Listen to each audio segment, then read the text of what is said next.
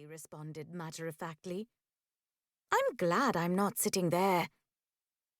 She leaned back in her seat, slipped off her chappals with a sigh of satisfaction, and placed her feet on the red-carpeted floor. Kaveri watched Anandi fondly.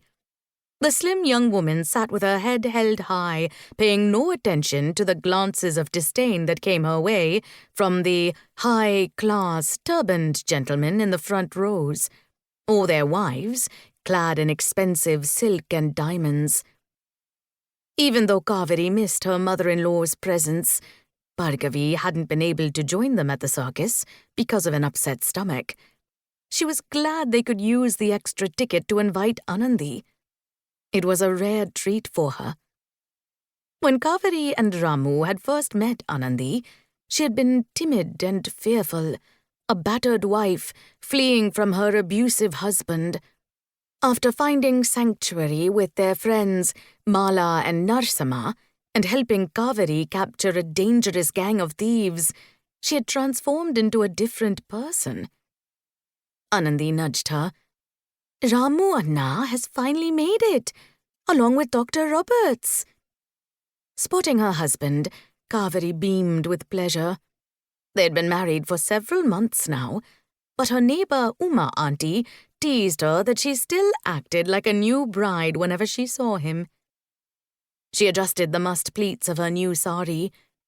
Would Ramu appreciate the light orange chiffon with a brocade yellow blouse, or would he think it a touch too bright?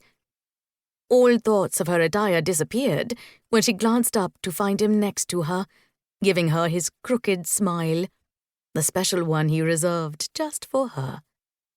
Her stomach gave a little flutter. Ramu gently prodded her with his foot, reminding her that his boss, Dr. Roberts, was next to him. Kaveri flushed, turning away from her husband to greet the English doctor, whom she admired and respected.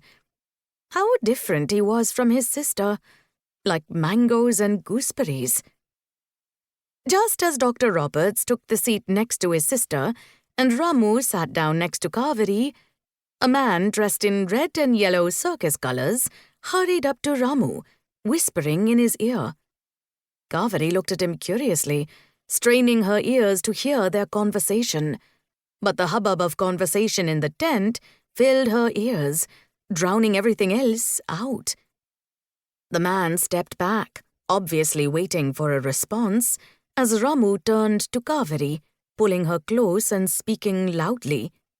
"We have been invited backstage to meet their star attraction, the incomparable magician Mr. Das.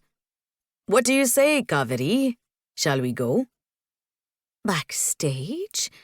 Kaveri nodded, eager not to miss this chance, but her mind raced.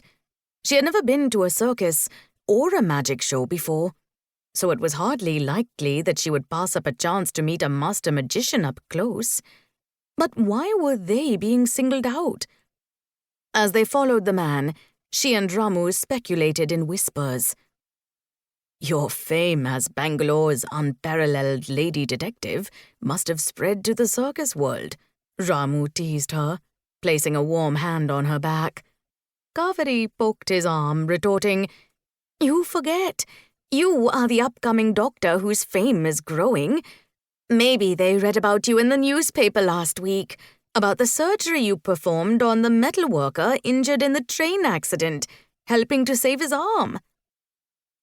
They followed the man to the other side of the stage, up a set of steps, and then behind the plush red curtains into a narrow corridor, lit by a lantern dangling precariously from on the wall.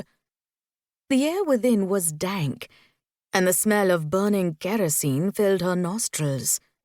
Kaveri sneezed, moving closer to Ramu, gripping his arm as they moved towards the red baize door at the end of the corridor. Quickening their steps, they reached the door just as the man opened it wide, ushering them in.